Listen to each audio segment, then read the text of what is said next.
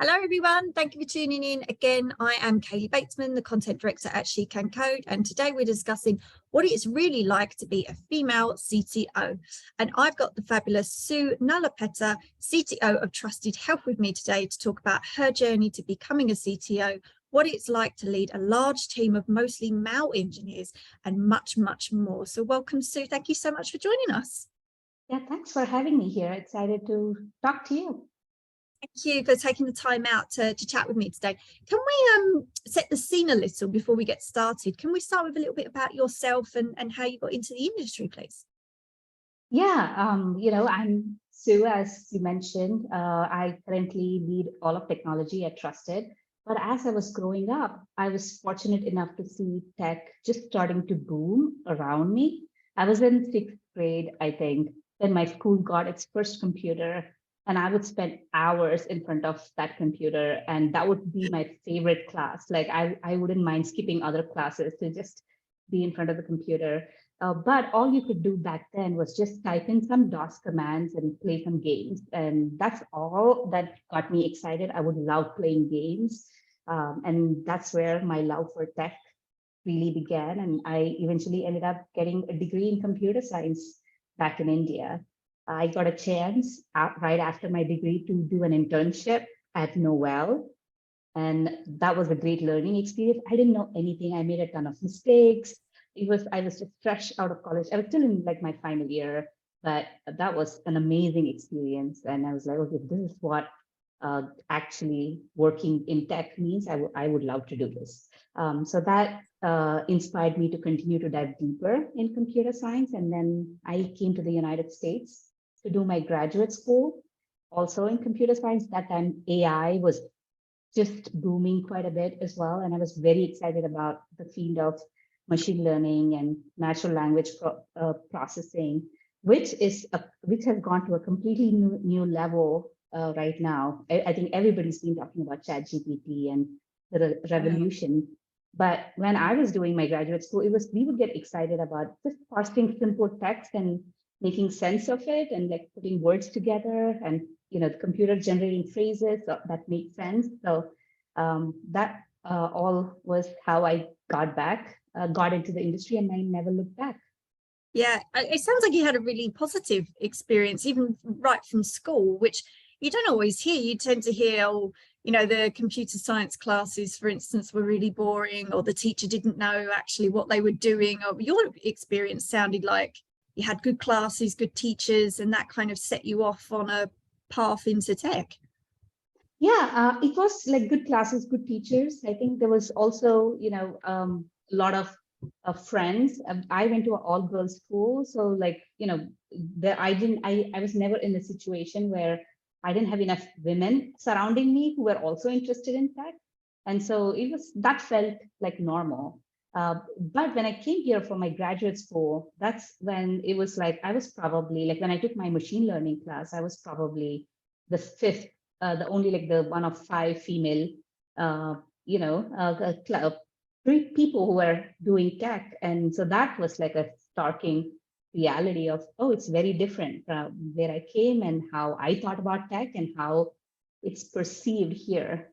So that was very interesting. And as I got into the industry, as I started working in the United States, that became more and more evident that we are just so less in terms of just representation within tech itself. And there's a lot that we can do. Yes, definitely. Yes. And so what appealed to you about working at Trusted? And, have you chosen your roles? How have you chosen your roles in general? Is there anything about companies when you see them and you think, yeah, that's definitely a role for me? Yeah, I have never worked in the healthcare industry until now. And when our CEO, Lenny, he reached out to discuss the role at Trusted, a couple of things really got me excited. I think one, we had just come out of COVID, and seeing how tough it was, like people were losing loved ones. I lost a very dear friend myself. And so the mission at Trusted to help people everywhere get care was something that was truly inspiring. It touched me on a personal level, and I really wanted to make a difference in the industry that has seen very less innovation as it comes to tech. I have worked at startups before Trusted, I was at Apartment List, which was a rental marketplace where we connect renters with properties. Before that, I was in an online dating space.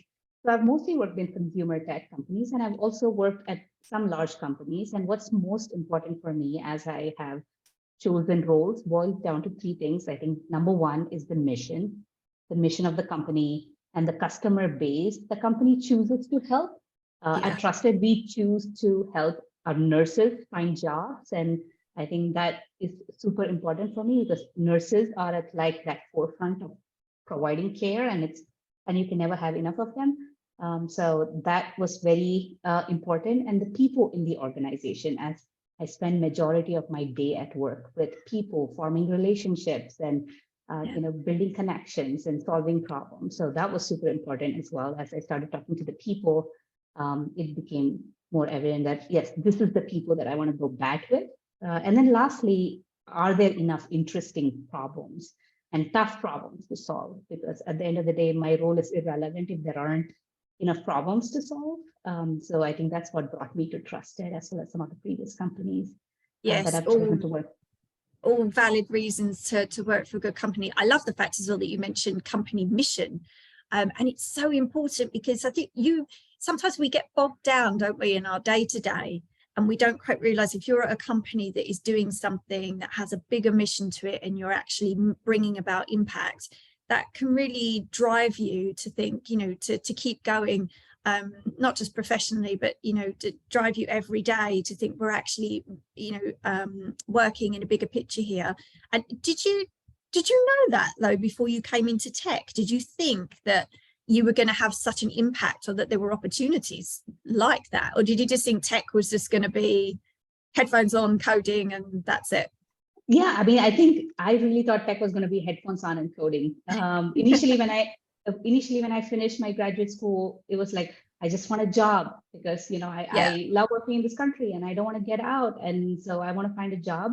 So I found like the first software engineering job that I could find. I was fortunate enough to begin my career in consulting. So I got a chance to work on different types of problems and get challenged in every aspect of tech stack that you can think of, front end and back end and so on. So that actually set a strong foundation. But as I continued to evolve and grow, I kind of realized that, I want to do more. I want to inspire people. I want to kind of bring them along the journey as well. And I wanted to get into management. And at that time, I didn't know what management and leadership actually meant. And one of the people that I always was super inspired by at that time was like the PepsiCo founder and CEO. It's Indira Nooyi. So I was truly inspired as I was, getting into tech, and I was really working at tech. My husband used to consult at PepsiCo, and then he was telling me a lot about Indira Nooyi, and I was like, this is what I want to be and who I want to be like. And that was very far from just, putting on your headphones and coding, because you have to deal with people and you have to really solve difficult problems through people, because sometimes it's very easy for you to jump in and fix a problem, but to get people to rally behind a goal, inspire them to really want to work with you to solve that problem is something that I had to make a ton of mistakes along the way and learn. Yes. And it's okay to make mistakes. So we plug that a lot on this podcast, that you learn from your mistakes, as you say, and that's okay. And when you're in the right environment, around the right people, as you said, finding your tribe and your team that you fit in with and where you feel this is my place makes such a difference when picking where you're going to work and where you actually flourish. You obviously have had a fantastic career journey so far. How do you think the industry has changed since you started? Yeah, I think that's a good question. There are some areas where the industry has changed a lot, but also some areas where it has stayed the same. The most profound of them that I have seen, having had a huge impact in the last 20 years or so, is the invention of mobile phones and the evolution of that, the applications that started coming around a mobile phone. I'm currently visiting my hometown, Bangalore in India, where I grew up, and a lot has changed since what I remember 20, 30 years ago. every vendor on the street uses a mobile phone, and all payments happen through the phone and scanning a QR code. Like, you literally don't need a wallet anymore. And that's like a huge sea change of tech that has really emerged in the last 20 or so years. And if you look at some of the stats of mobile phone users in the United States alone, back in 2009, there were about 60 or 100 million people using mobile phones. And now I think there is over 300 million or so. And that's like 400% growth, which is huge. And I think with that type of incredible growth, it also brings a huge mindset change in how the new generation perceives technology. It becomes so accessible. I have an 8-year-old daughter, and recently my husband and I were asking her, do you know what a radio is? Because I don't think she's ever seen one. And so she was like, yeah, I know what it is. It's YouTube without pictures. So, for her, YouTube is like the internet is the new standard and the new baseline. And that's how they see tech. And for them, it's just a way of life. So that's how I've seen the evolution over the last several years. I also, when it comes to software engineering itself, I saw a bunch of changes like the API revolution, where you kind of put everything behind an API, and so so that any merchant can use payment gateways from top companies. Like, anybody can use any services that a company can provide. DevOps culture became a very prominent thing.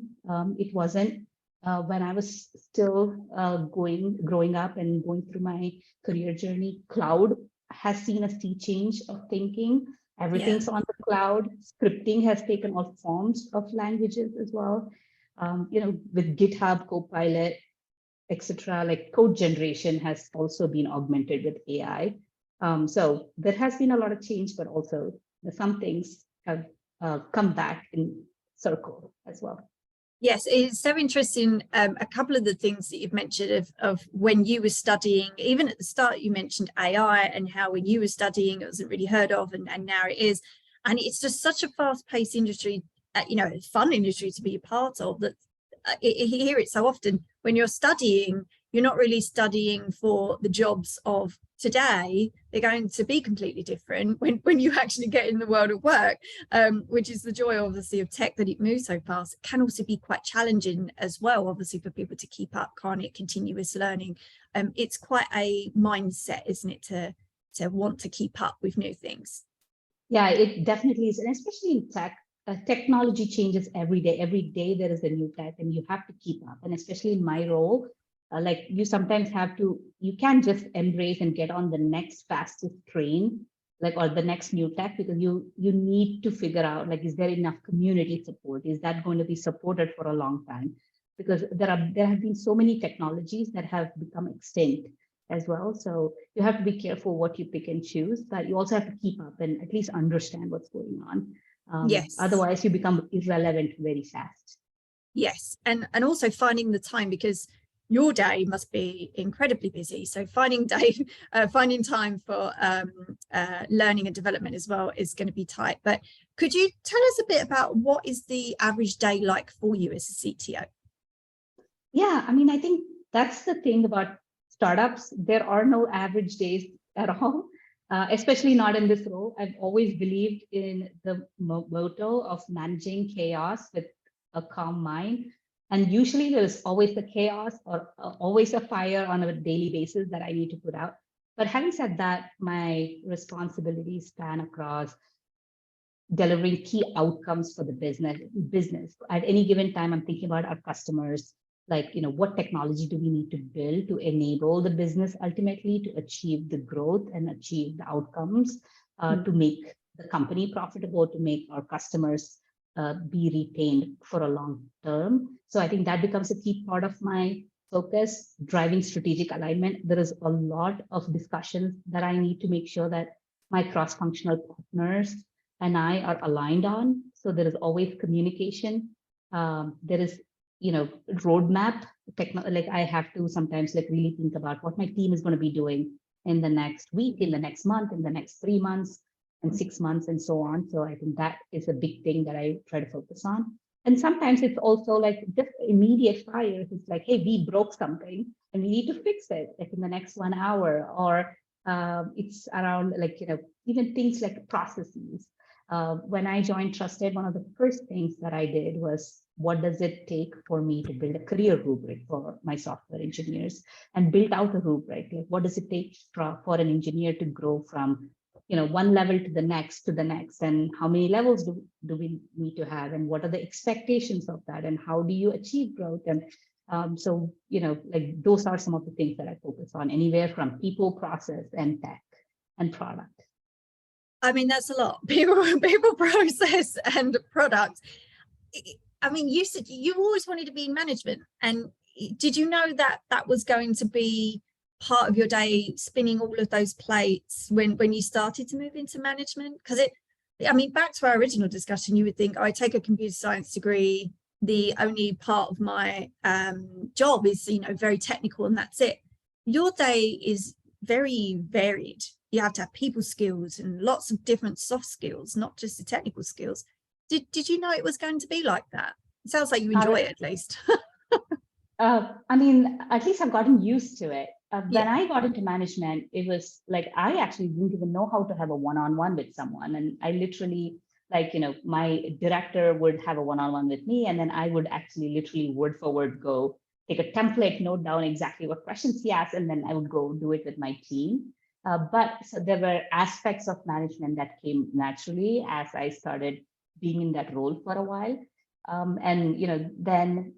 But I didn't know any of this. I didn't know what strategy was. I didn't know, how a company thinks about where the investment should go. Like, what do I invest in? How big should the team be? How do I make sure that the company continues to sustain through rapid growth and things like that? But those were all, like, as I went through different companies and different journeys, I used to talk to a lot of people, especially when I was at Blackhawk. It was when I joined the company, we were about 200-300 people, and then the company went public. We grew. We acquired a ton of different businesses, and I think when I left, it was like 2,000 or 3,000 employees, and so I got a chance to see the evolution, and also got a chance to talk to so many different departments that I'd never worked with: security, marketing, sales, business development, customer success, and things like that. So you kind of pick up on, okay, this is how they figure out, and this is how each of the pieces fits into the larger puzzle. And before you knew it, I was, at the center of building tech that supports every part of the organization as well. So and having that variety as well. I suppose you had access to lots of different teams, so you can see different leadership styles and eventually find your own as well. I hear from a lot of ladies on this podcast who say, when I first became a leader, I was trying to emulate somebody else, and it was quite difficult at first to find my own style. But I wanted to ask you a little bit about that, because we know the industry is male dominated. You lead a team mostly of male engineers.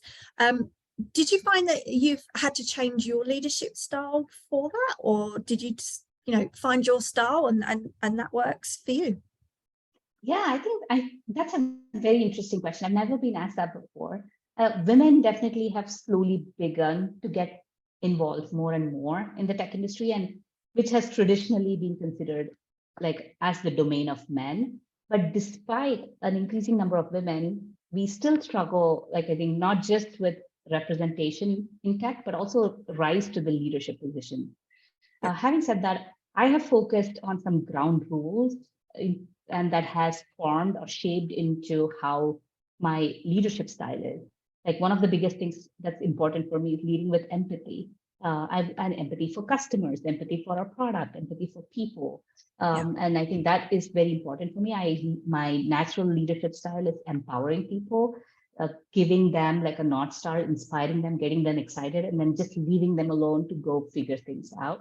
So that is how I naturally lead. But sometimes, depending on the composition of my team, what I realize is in order to build strong connections and getting to know the people and really listening and communicating and making sure that we're developing them in the right way, you have to pass these ground rules that you have to also to your team, And that comes with like an amount of education that you need to provide to your team on several occasions.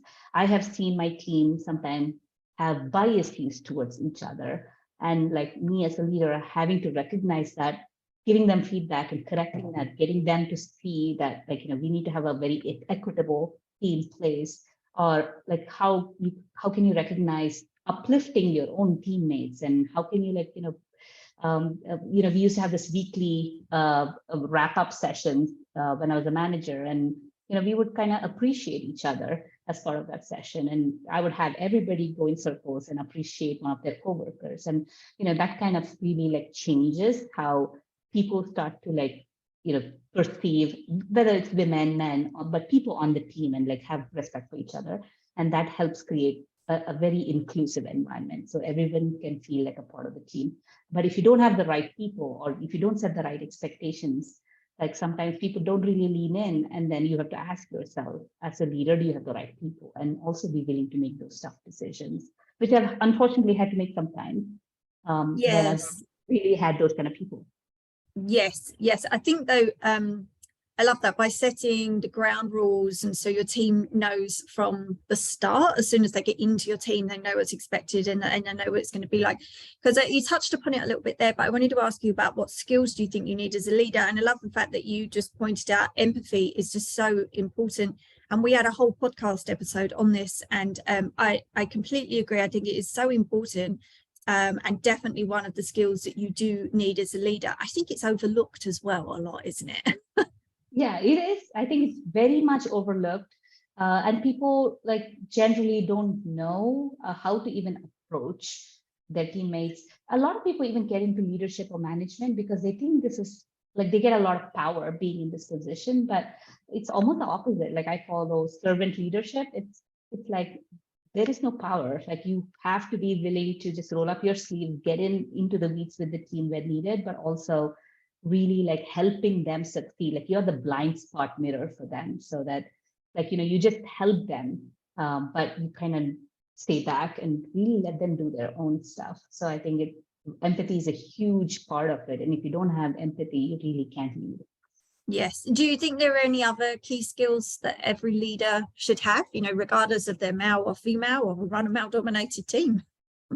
I think the one that keeps coming up, and you can never have enough of, is communication at all levels. Like every company that I've been in, it's like you have a 360-degree team. You work with your stakeholders, you work with your engineers on your team, you work with product, you work with customer success. Sometimes you have to get on a call with customers. So communication is key. Otherwise, a lot of misunderstandings happen because of lack of communication. And especially if you're the leader, that everything that you say will be like, taken at, a very magnifying lens kind of way. So people act like you have to be very careful in terms of really setting the right tone and the right voice and right communication. So I would say that's another thing that I really look at.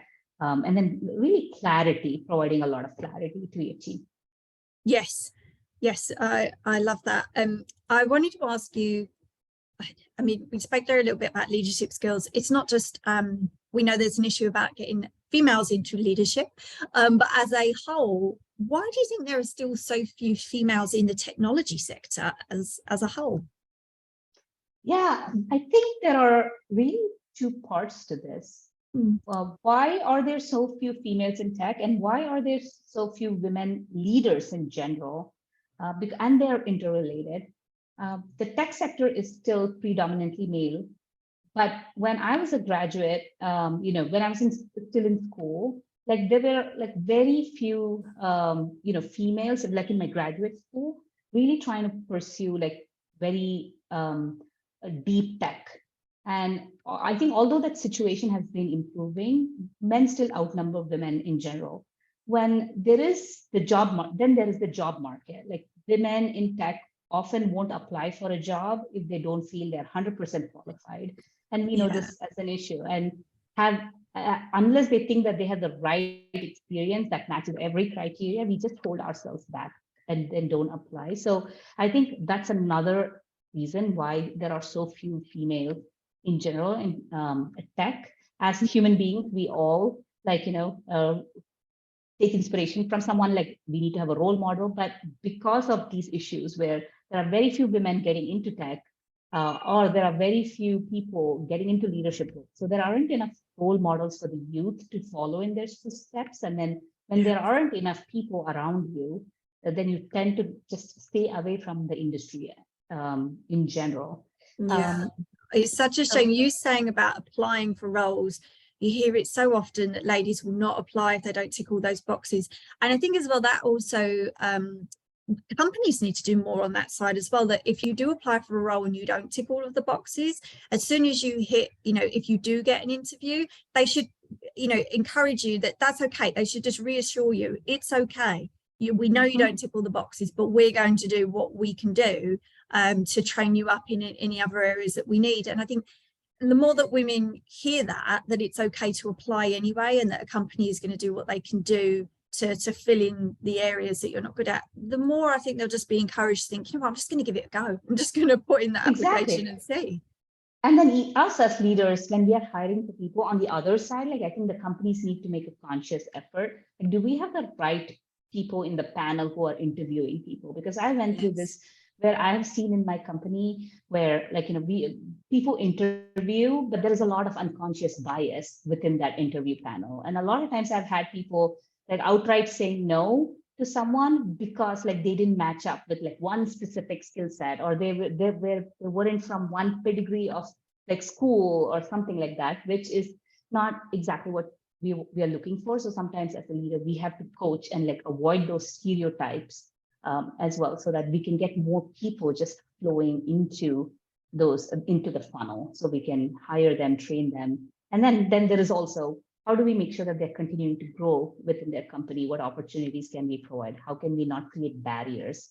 When women take maternity break, or when women need a little bit of flexibility and things like that. Yes, just to keep people coming in and then hearing their stories. Some companies are getting it right though. Trusted Health, your senior leadership team is now 2/3 women.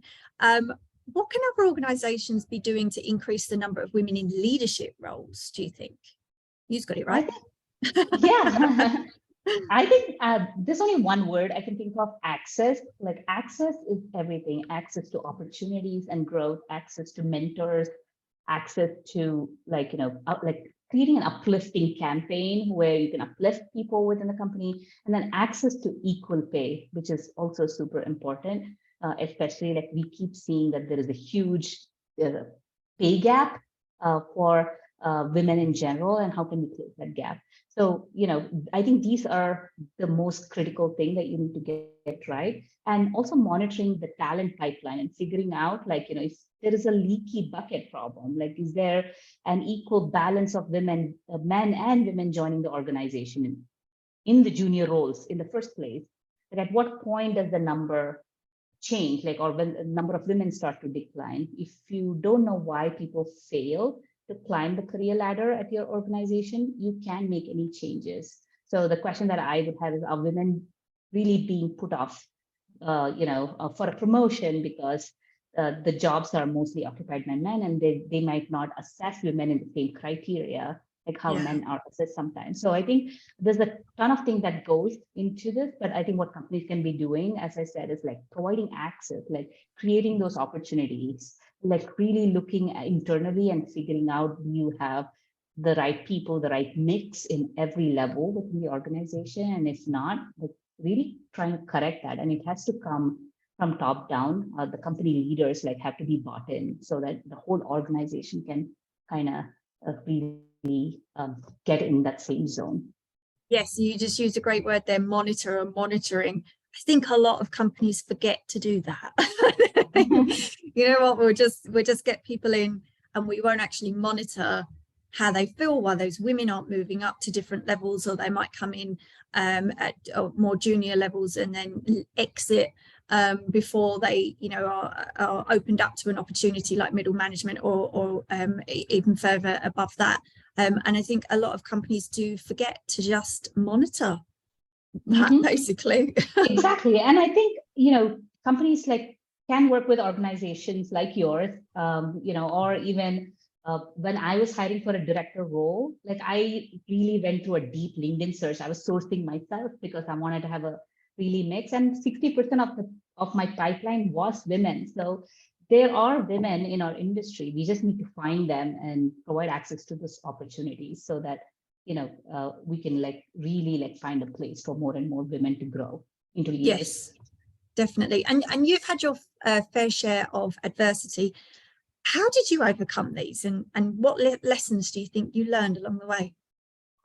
Yeah, adversities can come in various forms. Some of the ones that I faced were growing companies struggling and ultimately leading to the extinction of the company itself. And how do you handle when your company goes through bankruptcy, or when a company just got acquired and you're going to lose a job, and the mindset change that comes along with it. Or, I was also stereotyped, into thinking that I can't handle a baby and the leadership role. So I wasn't promoted when I just came back from a maternity leave, or, lack of acknowledgement of contribution, things like that. In general, for me, the way I've approached any type of adversity is I have a goal, I have a path in mind where I want to go, and the road isn't always clear, often leading to me questioning myself if I can really do this. But ultimately, what I've realized is I have to take it one day at a time and just be better progressively each day and learn from your mistakes. And, I keep a note okay, what went well today and what did not go well today. And then if more things went well than it did not, that's enough of a positive affirmation, or it's a small validation that I'm headed in the right direction. And then that's a proof point for me to know that I'm headed in the right direction. So I can face this adversity, I can come out of it. Oftentimes we refrain from decision making due to the fear of failure. And sometimes it's a constant reminder that it's okay to fail, and it's okay to recognize that and then figure out, okay, how do I come out of this failure? I like that you keep notes. So I love that. I've heard that advice on here before, and I don't think enough people understand that it would be so valuable, not to journal, but even to keep notes that, things that have gone well and things that haven't gone well. And even by the time that you want to go for your next job opportunity, you've got all of those memories of those projects that you worked on and things that didn't go well and things that went well, or challenges you overcome as a team, because you've made a note of everything. And I'm assuming mentally as well, that just helps every day think this is why this happened and this is how we overcome it. Yeah, I think sometimes when you take notes, it just gets so ingrained into your mind that it becomes part of your subconscious of how you think, how you make decisions, because now you have it, you already know you faced this and you can do it again. So it's a very positive reaffirmation, and that helps me. And I try to at least do it on a daily basis as much as I can, just to kind of do a reflection of how my day went and how can I do better each day. Yeah, well, that is lovely advice. I have a final question for you about advice. What advice do you have for our listeners who want to get into leadership roles? I think one, believing in yourself, asking for what you deserve. More and more women need to ask for promotions, need to ask for stepping into leadership roles. I think a lot of times we just don't ask. And if you don't ask, you don't get. I've had teams where I've had both men and women. Oftentimes men come to me saying, I want a raise, I want a promotion, I want this is what I want in my career. And oftentimes women only ask about, give me a tough problem to solve, or what's the next big challenge that I can tackle, never about themselves. So I really want people to believe in themselves, and also find and build a strong network and find a role model, because I think it's super critical. I've had people just reach out to me randomly on LinkedIn, and I've connected with them, hopped on a 30-minute call, and you'll be surprised. I think a lot of times people feel like, oh, I can't disturb, or I can't reach out to this person. But the worst thing that can happen is they won't just respond. But if they do respond, you get such a valuable time, and you can really pick their brain. So don't be afraid to build a strong network. And then lastly, don't be afraid to fail. Leadership is about humility and, owning up to your mistakes and making that commitment to learn and grow is super important. Yes. And as one last thought there, is there anything that you wish somebody had told you before you become a CTO? I think I wish someone had told me that, make more decisions. It's okay to make some wrong ones and some right ones, as long as you are not just stuck making decisions. Just keep making them. And then eventually you'll make more right ones than wrong ones. But I had to learn that the hard way, that I wish someone had told me that. Yeah, that's great advice. Yeah, just keep moving forward, keep making decisions. Yeah, I love that advice. But Sue, we're already out of time. I could continue to talk to you on this subject, but has flown by. So thank you so much. It has been a pleasure to have you on chatting with me today. Thank you. Yeah, it's been a great conversation. Thank you so much. This has been lovely. Thank you for everybody listening. As always, thank you so much for joining us, and we hope to see you again next time.